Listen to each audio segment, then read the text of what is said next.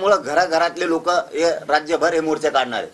कुणी येवो कुणी नाही येवो, कुणी मालक नाही काय नाही काय नाही काय नाही अजिबात नाही.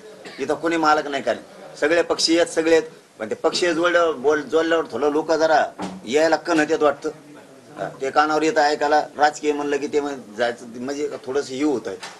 परंतु मराठा समाजाला आणि सगळ्या जनतेला माझं आव्हान आहे की राजकीय असो नाही तर तिकडे फिसके नाव असो काय असो, लेकरांच्या न्यायासाठी जात जा. लिकेन हाक दिलेली सगळ्यांनी बाहेर पडत जा.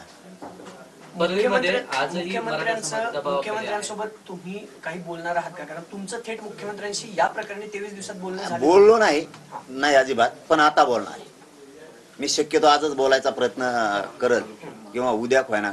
कारण आता हे मराठ्यांच्या हाताच्या बाहेर चाललंय. ह्यो तुमच्या सरकारमध्ये राहून मंत्रिपदाचा गैरवापर करून हे लोक पुढं घालायलाय. पुन्हा पुन्हा दंगली घडून आणायचे इतके काय, याला जातीय तेढ निर्माण करायचा का काय, प्रति मोर्चाचे सिस्टम पाडून ओबीसी नुसतं करायचं. ओबीसीचे काय बाकीचे मंत्री नाहीत काय? ते काय असे बोलतात का? ओबीसीचे काय सामाजिक नेते पण नाहीत का? सामाजिक नेते सुद्धा त्यांच्यात ओबीसीत लय मोठे. ते कुठं बोलतेत? ते नाही बोलत, कारण त्यांना हे पचतच नाहीये. हे खून झालेलं त्यांना सुद्धा दुःख झालेलं आहे. कोणत्या जातीचा असो क्रूर पद्धतीने केलाय. तुम्हाला जर अशा जाती या धनंजय मुंडेला जातीच्या अंगावर घालायच्या असल्या तर मग मराठ्यांचा नाविलाज होईल बरं का धनंजय मुंडे. आणि मुख्यमंत्र्यांना याविषयी मी 100% हा विषय सांगणार आहे. मी त्यांना कधी बोललेलो पण नाही, पण मला बोलणं आता शेवटचं आवश्यक वाटायला लागलं. एकदा जर मराठी बिथारले थांबणार नाहीत. फक्त मुख्यमंत्र्यांच्या शब्दावरती मराठी शांत आहे. आणि मीही जर हे धनंजय मुंडे थांबवलं, त्यांच्या लोकांना सांगून इथून पुढचे अन्याय गोरगरीब मराठ्यांच्या अंगावर जाणं, अधिकाऱ्यांच्या हातानं गोरगरीब मराठ्यांच्या त्रास देणं, हे त्रास देतात. हे इतके त्रास देतात. हे गरीब मराठ्या शेतकऱ्याला त्रास देतात. हे नोकरदार मराठ्याला त्रास देतात. यांचे अधिकारी सुद्धा गोरगरीब मराठ्यांना त्रास देतात. हे रिक्षा असले त्याला त्रास देतात, जिपा असल्या त्याला त्रास देतात. या संपूर्ण प्रकरणाचा तपास व्यवस्थित सुरू आहे का? कारण इतके दिवस झाले आरोपी अटक आहे, अजूनही फक्त वाल्मिक कराड ज्याच्यावर प्रमुख संशयित म्हणून आरोप केला जातोय, खंडणीचाच गुन्हा दाखल आहे, अजूनही खुनाचा गुन्हा दाखल झाला नाही. होणार आणि करावं लागेल त्यांना. मुख्यमंत्र्यांनी शब्द दिलेला.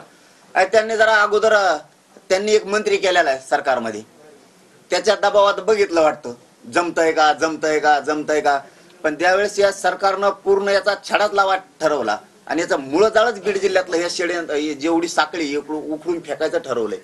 तेव्हा यांना वाटलं असं ना आता वाट, कारण यांनी ओळखलं आपल्या यांचं चलू द्यायनात. आणि मुख्यमंत्र्यांना हेच करावं लागणार आहे, हेच राज्यापुढे सिद्ध करून दाखवावं लागणार आहे की मी मंत्र्यांच्या पाठीशी नाही.